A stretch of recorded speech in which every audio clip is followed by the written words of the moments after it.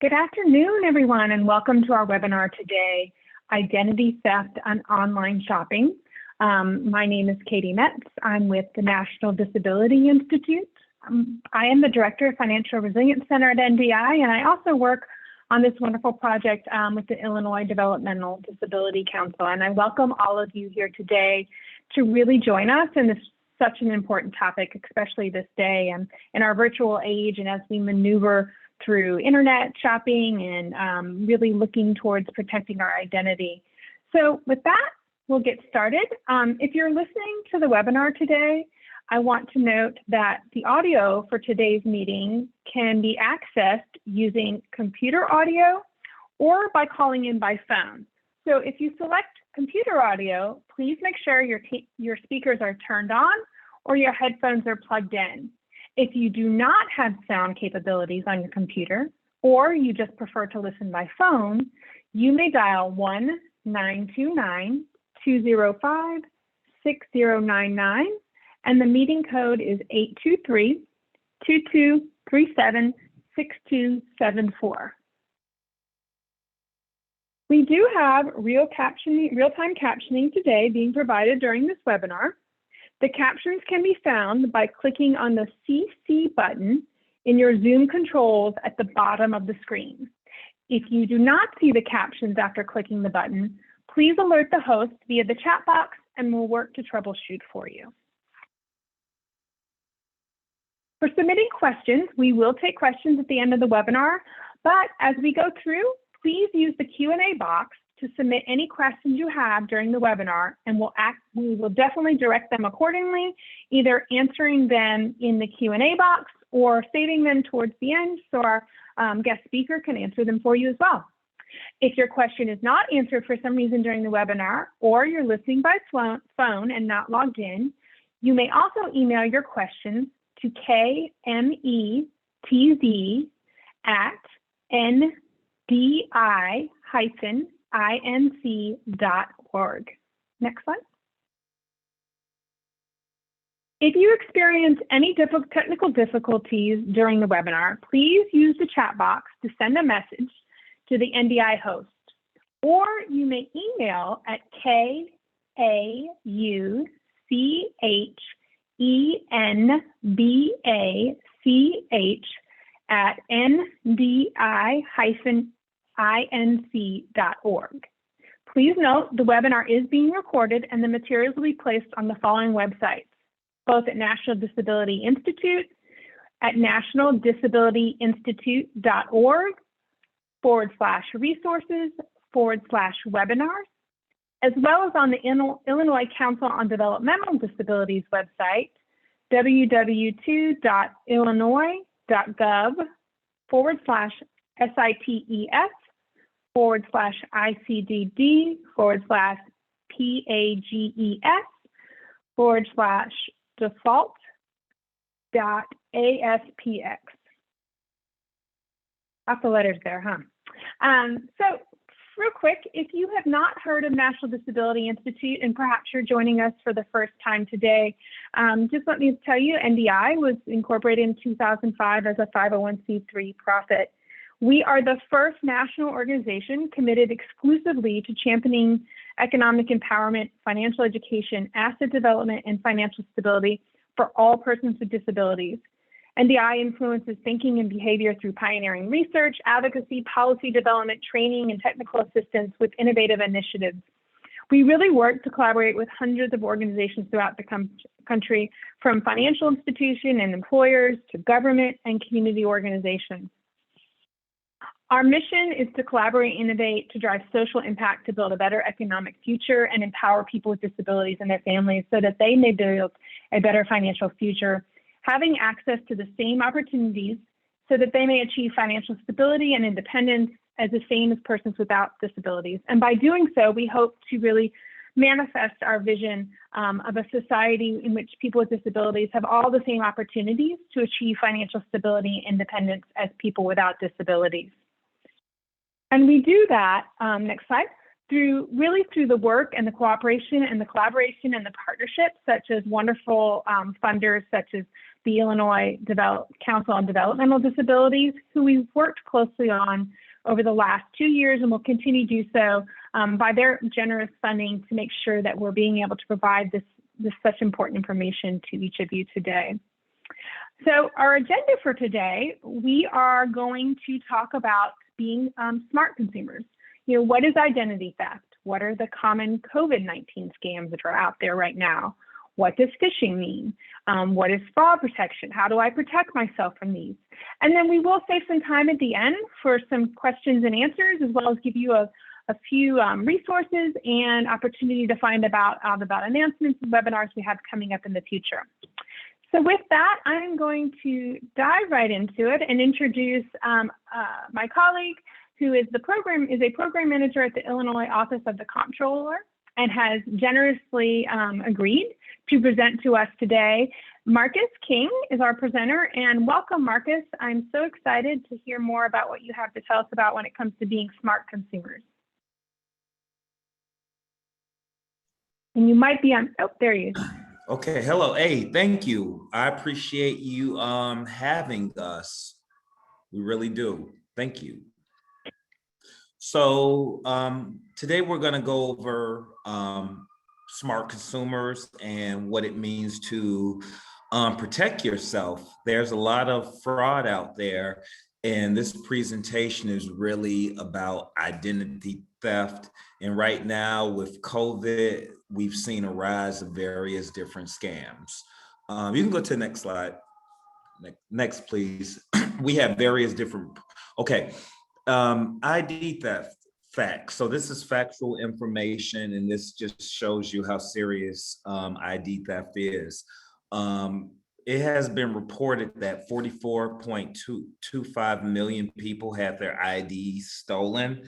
And we're actually getting ready to update this slide per a meeting that we just had on Friday. 1 out of 5 Americans, due to identity theft, find reports in their credit, in their credit card statements, credit reporting. 1 out of 15 adults is a victim of identity theft.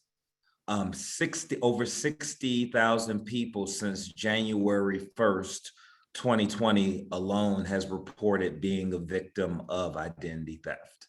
Next slide, please. Identity theft is the illegal, unlawful use of a person's name, social security number, credit card, bank account number, any of that. So basically it's any one of these could be considered identity theft, and there are other issues as well. Next. A lot of times you'll get a call specifically, or it could be any, a call could come in and someone may want your social security number. You first need to ask, why is your number actually needed? Because a lot of times what I'm noticing, people don't even ask for the whole social security number. Typically they ask for the last 4 digits in many cases. You need to, aside asking, why is your social security number needed? You have the right to ask, how will the number be used? Ask what will happen if you refuse to give it, because there are a few organizations that actually do ask for the whole number, but those cases are rare. Then even if you are working with someone who is reputable and they actually need the whole social security number or ask for it, just ask them if you can provide the last 4 digits. Next slide, please. These are common scams right now that we are seeing, and there've been a rise during COVID-19, but calls from the IRS, text or emails, and this is definitely a red light because the IRS will never call you. What they actually do is they send letters. Payments for the COVID-19 vaccine. The vaccine is actually free, so you should never pay any money for that. So that's definitely a scam. Emails from the CDC or the World Health Organization, wiring money or gift cards to new people that you don't know. Next slide, please. Unemployment fraud. This is another one. These are signs to be aware of. IDES, Illinois Department of Employment Securities debit card, an employment insurance letter, state or federal tax offset. You're notified by an employer, or you actually are working, but you're unable to file an unemployment claim due to an existing account. This has really been a problem throughout the whole pandemic since the beginning. If you find yourself as a victim, of course, call the Illinois Department of Employment Security because it's originating in their area and you want them to be able to stop it. But you also need to report this to the FTC. Federal Trade Commission. If you do get the new debit card, please do not activate it, and do not contact the key bank. And most importantly, check your credit score. You can do that with any of the 3 credit bureaus. Next slide, please. Identity theft in children. We actually just did something internally and we just updated our information with specific questions. But with ID theft in children, this is common. Close to 40% of children have had their ID stolen. 60% are stolen by family and friends. So, we definitely need to protect the children, because while adults a lot of time are going to, they're going to take the precautions and they're going to look into it. A lot of times there's nothing that a kid can do. And, when they turn 18, if their IDs are stolen at an early age, it can really unfortunately set them back in life, whether it's applying for their first vehicle, if they have to go, at school alone, depending on the situation. So the consequences behind identity theft for children are stratified and high. Next slide, please. IRS scams. Emails. If you get an email saying it's from the IRS, do not reply. Do not click any emails from the IRS, because it's really not the IRS, because the IRS just won't send you an email. Then forward the emails to, and this is the link at the bottom, phishing with the P at irs.gov. And if you get a call IRS scam by the phone, again, they're not going to call you, they're just going to send a letter, but ask for a callback number and an employee badge number. Also contact the IRS and again, report the incident to the Federal Trade Commission. Next slide, please. And if you can see the slide, these are examples of phishing emails. A lot of times sometimes you'll see misspelled words. As you can see, this is just a lookalike banner. They're asking for information, online banking information. This right here just doesn't work that way, and you definitely should report this as soon as possible. Also, if you see in the subject line of this, I'm not sure, why it's put together this way, but the subject line will say junk mail, notice of IRS. It's not even, directed towards you specifically. So definitely look out for all of this, but the IRS is really going to reach out to you through the mail. Next slide, please. Online shopping. This is a big one, and this is something that I've definitely had experience with, but with my credit card information, whether it's me personally, whether it's the electric bill, or any of those things, I never save the credit card information to my profile. I know it seems tedious and it's a lot easier to save the credit card information to your profile, but I just call back every single time if I need to pay the bill.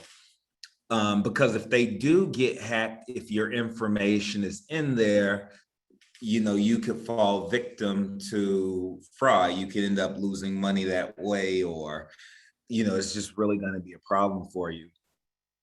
Pay with your credit card. It has better guarantees under federal law. So if you're doing online shopping, or if you've been paying bills, if you're able to pay with your credit card, and look for secure sites. Whenever whenever you're looking, make sure you see the padlock, and you can see the difference. The HTTPS, make sure there's always the S behind that. If there's not an S behind the P, that's a problem. Next slide, please. Beware of scams.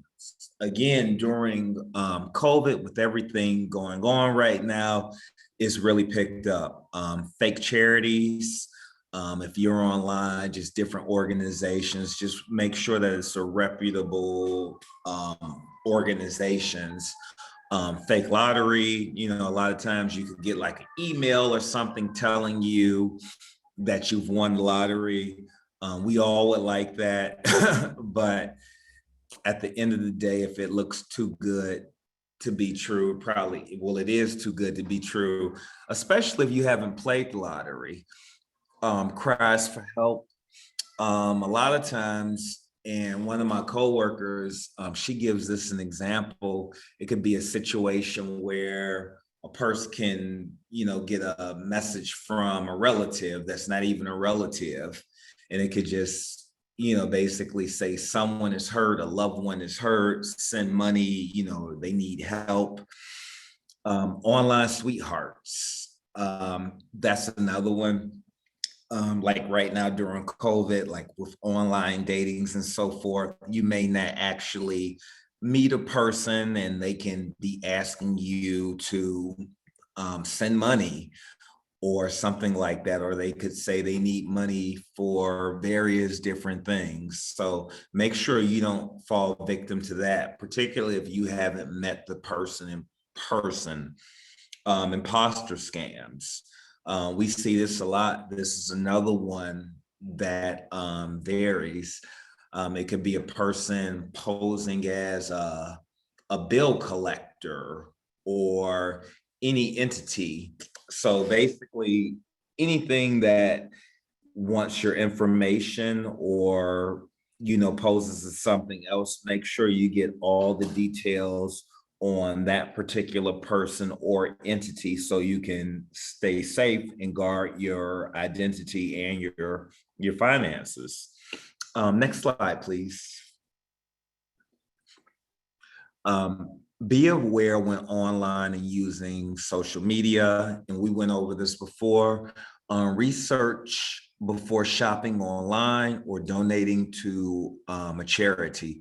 I mean, if you know the charity, if you worked with them before, that's fine. But if you don't, definitely, it's okay to do digging. Do not answer any calls from, people you don't recognize or organizations. Luckily, and I'm not sure exactly how this works, but my phone, if I get an incoming call, a lot of times it just tells me this is a spam call. So I just won't pick up, or if I don't recognize the number, I typically won't answer. And if you don't answer, don't worry about it, because if it's important or if they actually do know you, they'll leave a message. Again, with the emails we went over, don't open any strange emails. As far as phishing emails, don't click on phishing emails either. And then, a lot of times you'll know because they'll reach out. They're just trying to get, information out of you. A lot of times they won't even respond, to your first name. They won't even properly addressed you, it'll go along the lines of something like dear customer or dear account holder, possibly.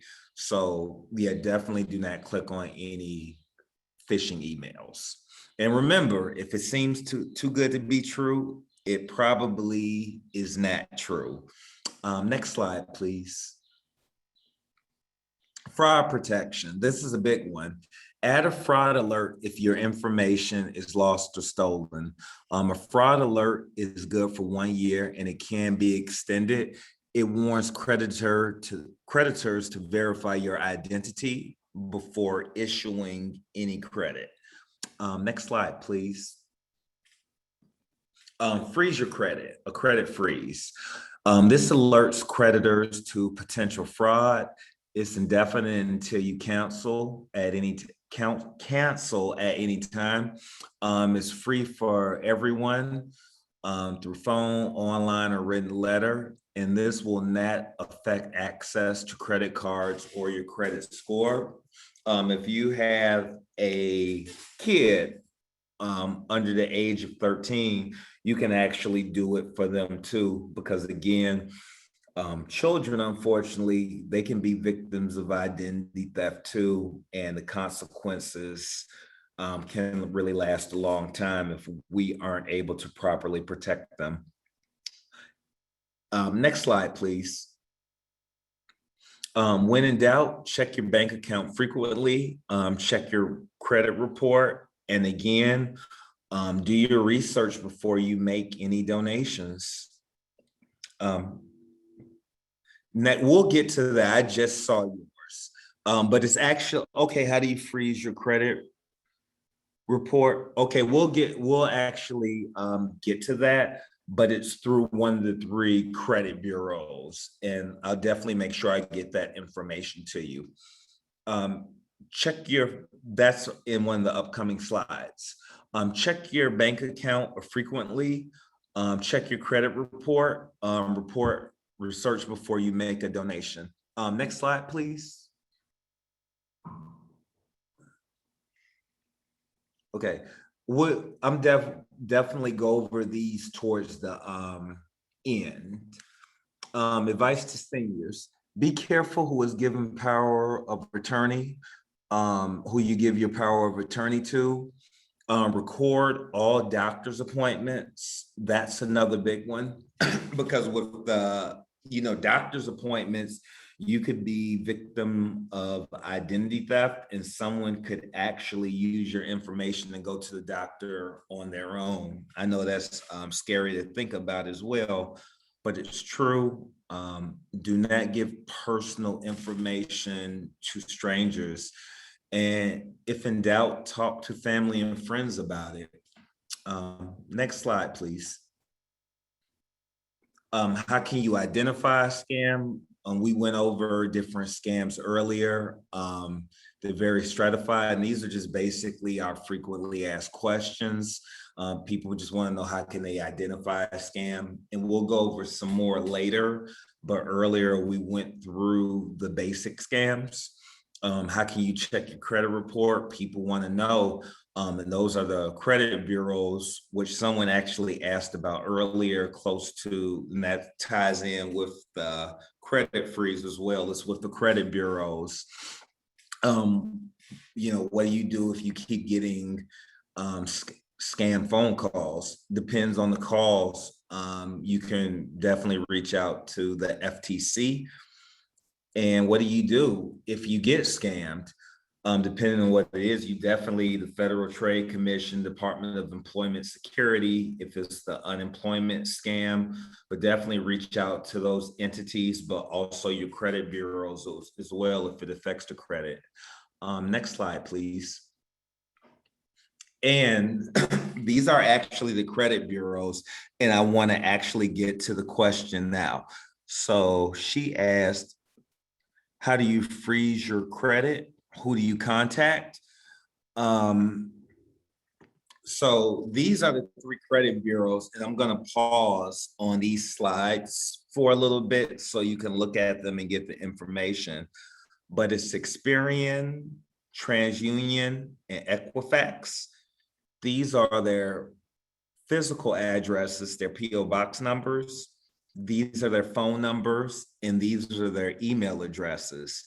And if you contact one credit bureau, they will reach out to all of the other ones. And how do you initiate a fraud alert? Definitely through one of these credit bureaus right here. How do we protect young children, young adult identities? That right here, I'm gonna stay with the credit bureaus for a little while. So you can so I can make sure that you are able to get this information. But looking at it, according to the Federal Trade Commission, it is a good idea to check whether your child has a credit report close to the child's 16th birthday. So once your kid gets close to 16, just go ahead and check anyway. If there is one and it has errors due to fraud and misuse, because typically a kid will not have a credit report, you will have time to correct it before the child applies for a job. They try to get a loan for tuition, or they actually try to get a loan or they apply to get finance to get a vehicle, or before they want to rent an apartment. Also, you can do the credit freeze for the kid. You will need to lift it before the child applies for any new credit. So you have to manually do this. A credit freeze alerts creditors to potential fraud.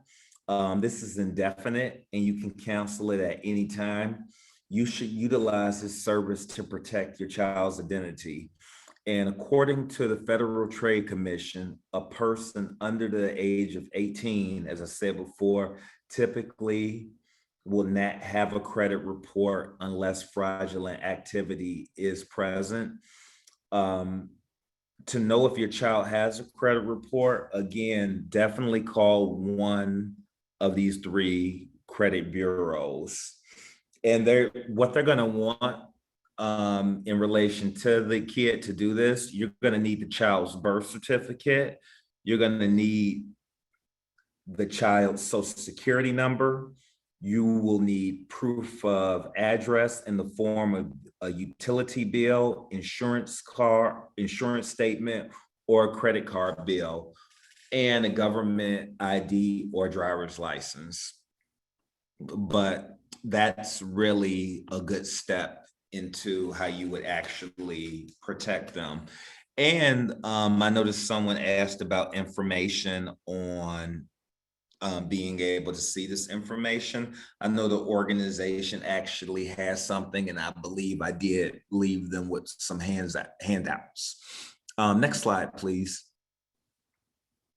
Reporting scams. So one organization we didn't reach out to earlier, the Illinois Office of the Attorney General. This information you can collect, you can do an online submission, or you can actually call the identity theft hotline. The Federal Trade Commission really covers everything. And if it's employment related, definitely the Illinois Department of Employment Security, reach out to them as soon as possible, well, immediately, so they can jump on it. Next, please. Next slide, please. Okay, now here we are with the pop quiz. So in the chat box, you're going to see a series of questions. I will wait for a fair amount of time and you can answer those questions. So pop quiz, and please mark your answers in the comment box. Next slide, please. What form do scams appear in? Phone calls, emails, social media, or all of the above? I'll wait for people.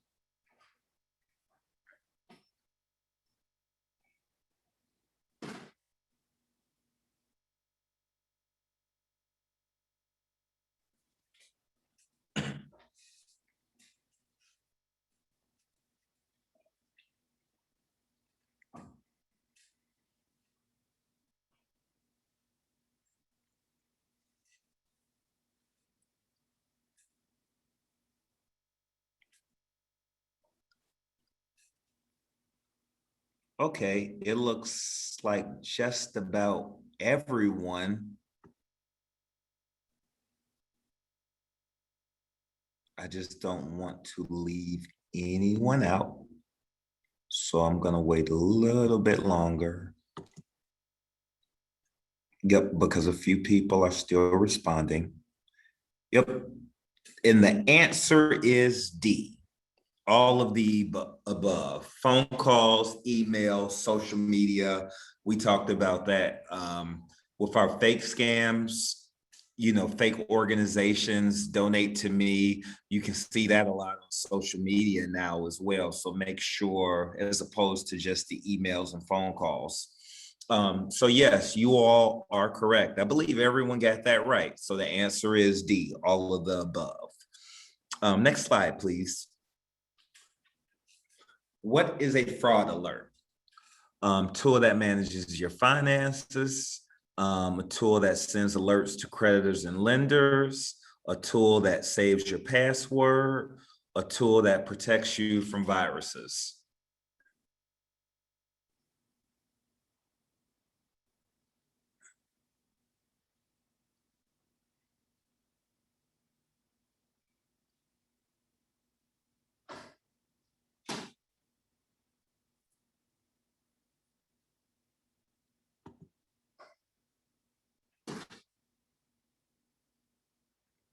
I will wait a little longer because it looks like you all are still responding.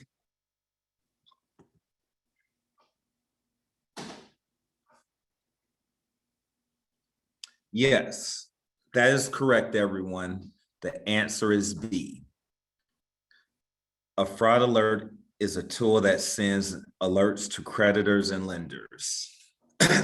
And you can do this again by reaching out to the credit bureaus. That was a few slides back. Next slide, please. Who do you contact to apply for a fraud alert? And these are the three credit bureaus: Experience, Equifax, and TransUnion.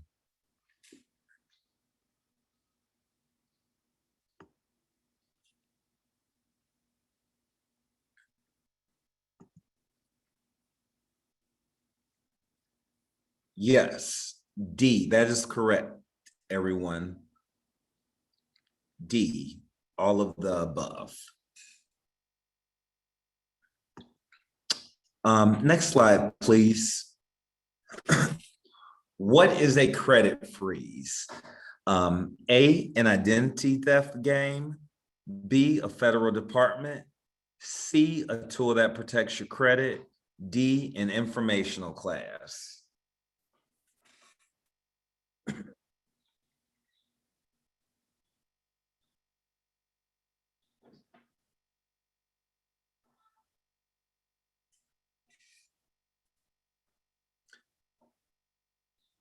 Yes, everyone, you are correct. The answer is C, a tool that protects your credit. Next slide, please. Who do you call to apply for a credit freeze? Equifax, these are the credit unions: Equifax, Experian, or TransUnion.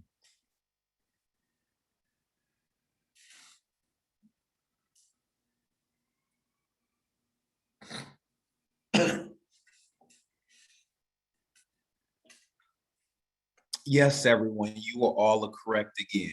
The answer is D.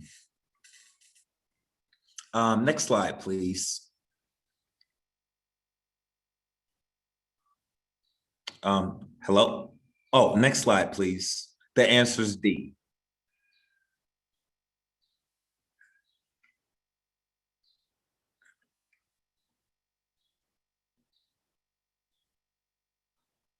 Oh, so this, okay. What should you do if you've been a victim of a scam? Call your bank, freeze your credit, sign up for a fraud alert.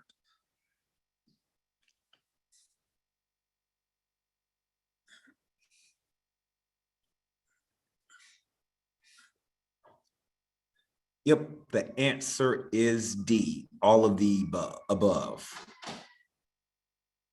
Next slide, please. And next slide, please.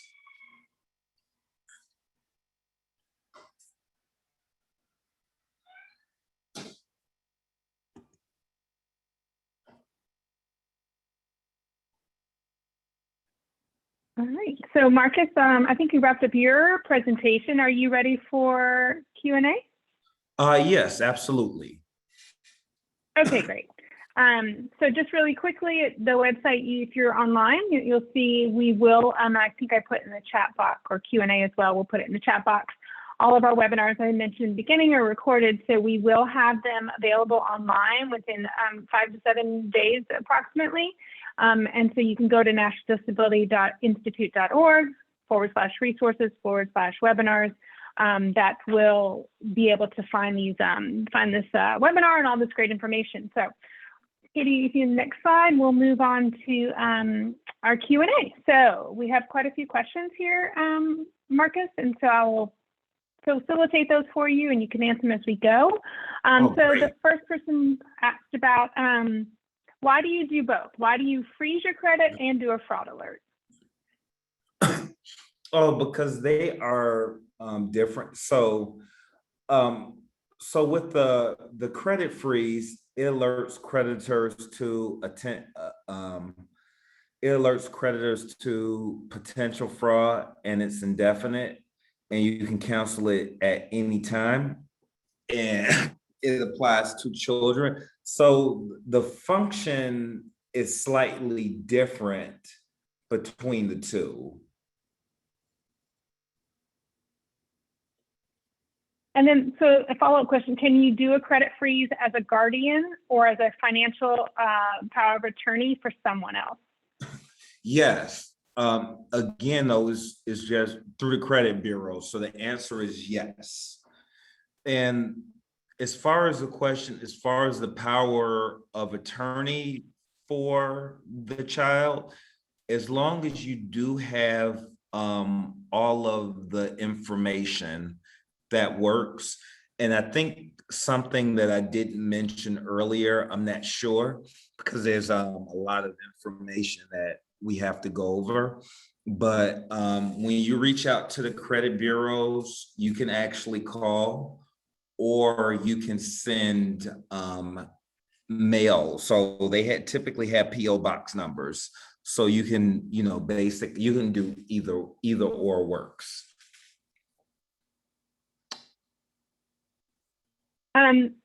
So they did want a little more clarification of, could you describe the function of a fraud alert? Yes. So a fraud alert alerts.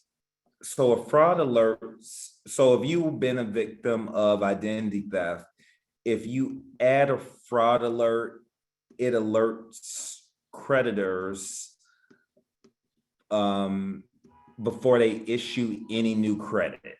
So that's what a fraud alert does. And a credit freeze itself, it alerts them, but it freezes the credit.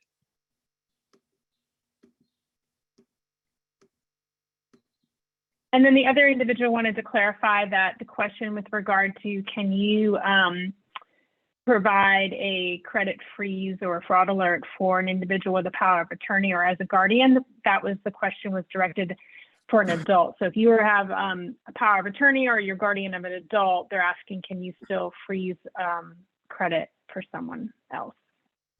Yes, I believe that is, you would be able to do that, but you would need all of the proper documentation still, and you would have to go through the credit bureau still. Someone else asked, and I know you covered a little, Marcus, but maybe a little more in detail. How do you freeze your credit and who do you contact? The credit bureau, the credit bureau. So to do a credit freeze or either of them, it is through one of the 3 credit bureaus. Yes. Okay. And so we'll make sure that we get those that information and make sure it's posted online. I think, Marcus, that was included maybe in one of the handouts you gave us. So as Marcus said, you would contact one or all three of the credit bureaus and make sure that they're aware, Experian, TransUnion, or Equifax, and you can do that by calling them or going to their website. And so you would want to make sure that they understand that you want a credit freeze or a fraud alert put on your credit. And again, you can do that by calling one of them or by using one of those websites. And then a follow-up to that, so Marcus, how often can I check? I should have mentioned it. I think I apologize. A fraud alert, I don't remember if we went over it or not, but one of the differences between the two, the fraud alert is good for, it's only good for a year, but you can extend it. So that's one of the issues with the fraud alert. So you have to go back, you have to manually, you have to go through the process again if you would like to keep it. Whereas the That's credit, very important. Yeah, whereas the credit Very freeze, important. you have to manually do it. Great point. So the follow-up to that too, one of the other questions is how do I check, when I check my credit report, how often can I check it? How often should I check it? And do I have to pay to check my credit report? Oh, it's free to check your credit report, and to do so, again, what I would actually tell you to do is reach out to 1 to 3 credit bureaus, and you can do so with any of the 3 because they actually do report to one another. So those are the 3 major credit bureaus, and they do self-reporting. So you are fine if you call any of the 3. Great. And is how often can they do that? How often can they get a copy of their credit report? Free. I believe with the credit report, they are able to reach out anytime. Right. Yeah. I think you can get 1 free per bureau a year, if I remember correctly. So what we often, I don't know, we often tell people, Marcus, I don't know about you guys, you know, since there's 3 credit bureaus, you could certainly over the course of a year, you know, every 4 months or every 4 or 5 months, you could check with each one of those credit bureaus so that you can check your credit report for free. Yes. Right? And I know there are actually different apps depending who your credit card companies are. I definitely can't endorse any organization, but I know for myself, or at least not you know, the credit score itself. If you have credit cards and so forth, I know on my particular apps, like looking at my phone, I'm constantly just adding to it, able to monitor my actual credit score. And the 2 that it shows me actually shows me all 3 major bureaus. Correct. So yeah, we talk about that a lot in, you know, for those that are listening or who either have had one of our trainings that we have our trainers that have been certified by us, you know, we talk a lot about that. So, you know, often you'll get a credit card statement, and on there, it might say, this is your FICO score. And so, you know, FICO scores, I don't want to get too deep, can be determined by different variables depending on what type of credit you're applying for as well. So we often tell people, you know, that is kind of a average, so to speak, sometimes of your credit score. And so then that's why we really encourage people to at least once a year, if not more often, go directly to the credit bureaus and get a copy of your credit report so that you know the information that's being reported is accurate, and you can look for any false information or identity theft that might be going on so that you can correct any of those items that might be on your credit report. Great. So what do I do if I find out my child's identity has been stolen? Yes. So with your child's identity, again, so with that, you definitely should reach out to one of the three credit bureaus immediately and issue a credit freeze for your child with the credit bureau. And, if that's a serious one, and the information that they're going to want the child's birth certificate, social security number, um, proof of address, from you in the form of a utility bill and insurance statement or just identification. But you definitely need to reach out to one of the credit bureaus time you noticed it.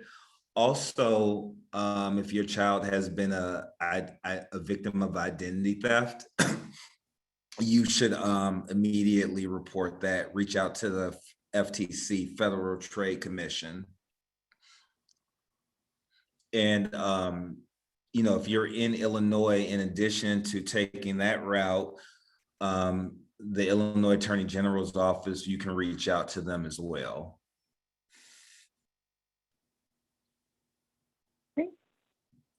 I have another question here that came in. That's, what if I'm told there is an existing account for unemployment when I go to apply, but I've never received unemployment before? Yeah, that right there is, again, that's definitely fraud. Immediately reach out to the Illinois Department of Employment Security so they can go ahead and take corrective action against that. But yeah, definitely reach out to IDES. And we've seen an uptick in that. Also, the Federal Trade Commission in the Office of the Illinois Attorney General. Okay. Someone did say that they did try reaching out to IDES but didn't hear back. Do you have any recommendations for a follow-up? I think so. I know this is the first time I've actually been asked that.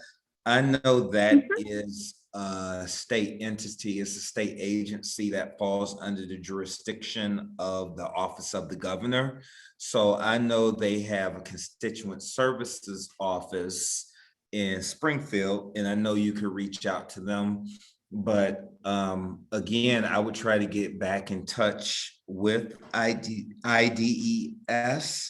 I know right now, I'm definitely not making excuses for them. I know volume is probably pretty high with everything just happening right now due to COVID, and not just COVID, and so many people legitimately being vulnerable and needing employment security, through these very trying times, but just with various different people taking advantage.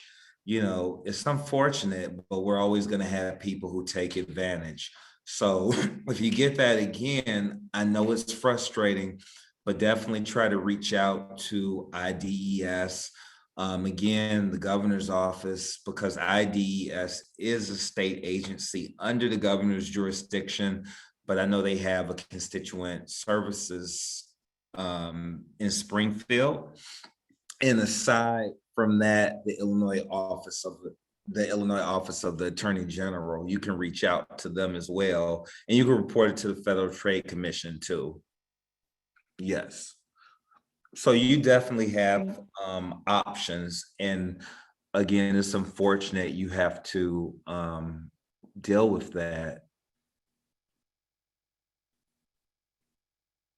It is. Thank you, Marcus. We have time for just a couple more questions, and then I will say any questions we don't get to, we have the registration, so we will make sure we answer questions via email as well if we run out of time today. So another question we had, when it comes to IRS phishing scam, What are they trying to do with that information, and what would happen if I clicked on one of the links? If please don't please don't click one of those links. But I mean, it varies. Phishing scams, they're looking for information. They're basically cyber criminals, and that's what it is. They're basically just trying to get you to give information to them, and in most cases the information that they're trying to take is confidential. But basically what they're trying to do is you know take something from you, whether it's your identity, financial, and at the end of the day, it's gonna cost you financially. That's what it's designed to do. So if you do get one of those emails, please do not click on that. And also remember this too, while I'm on it, the topic, I don't remember if we went over it, but just know that the IRS is never going to send you an email. Correct. Great, thank you, Marcus. Another question, should I use a debit card for online shopping? Is it safe to use my debit card? I think basically your credit card. So have I personally done it before? Yes. I really try to stick with credit cards because they provide better protections. So I'm not going to say that it's safe or not safe. There are people out there who, are experts at, trying to take from others. But, to make the answer short, you're probably better off using a credit card if possible. However, I'll also add, if you have to use a debit card, because sometimes you just have to use a debit card for various reasons. Not everyone can get a credit card. You may only have a debit card.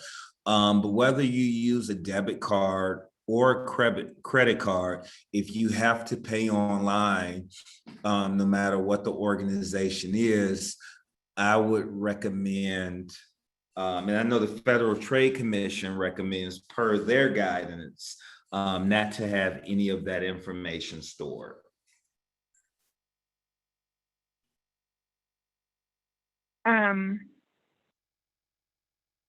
You already asked that one.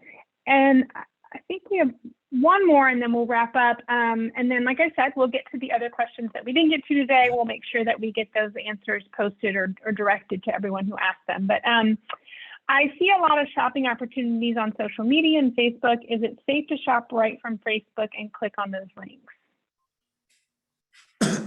Oh, good question. Again, I don't want to promote anything, so I don't know whether it's safe or not. I will say this. I know people who have done it and they haven't had a problem. So the best practice would be, if you see one, because there are some reputable ones actually on Facebook. People use social media to advertise. So whether it's any type of online shopping, if it's through social media, if it's a charity, if it's an organization asking you to make donations, just make sure you look into it. Actually, I do have an example of that. I'll tell it to people. I have a friend of mine, when she shops online frequently, and she does it through Facebook, hasn't had a problem. I know another person who saw a site on Facebook. I believe he may have been trying to buy sneakers or something like that. but it was not a reputable, site. So you have to do your due diligence and make sure it's a legit organization. Great. We could always go back to as well. Remember, we talked about if you open it in a link and a internet link, looking to see if they have that protected site as well with the lock on it. So, all right. One final, which would be a quick one. Someone asked if any of your materials from the Illinois Comptroller's Office is available in Spanish, Marcus. I believe so. That area right there is. That's not an area that let me put it this way, if it is, because I know there is a lot of information in Spanish, I will make sure that I forward that to the event organizers. Just if you could give them a request and they'll reach out to me and I'll make sure that I get the information to them. But that's a really good question. But yeah, we actually do presentations in Spanish. As far as our handouts, I have to look into that. And once I'm able to track that information down, I'll make sure that event organizers get that and we'll get that to you. Perfect. Thank you so much, Marcus. So we'll look for that. And if we receive, whenever we receive, we will post, as I mentioned, on our NDI site that has the recorded webinars and any materials associated with today's webinar. Next slide, Katie. So I want to thank you, Marcus, for joining us today and giving us such great information. Again, you can follow up with us with any questions on this project or any questions that you might have after today's session. Anything pertinent that we didn't get to, although again, we have saved your questions. Sorry we couldn't get to all of them. It's really, I think this shows what an important topic this is to individuals, that we really are going through a time of change where we're shopping more online and our identity is more vulnerable. And so it's so important more than ever for individuals to learn how to protect their identity, to be safe. So thanks again to both Marcus for joining us and getting us more information, and also to our funder for allowing us to provide this information to everyone. So we will certainly post more information. You're welcome to email us at ask@ndi-inc.org with any questions or comments or any other suggestions that you might have. Again, we'll post any materials online along with Q&A that we didn't reach today. And we hope, next slide, that you will also join us for our next webinar, where we will be talking about the extra costs of living with a disability.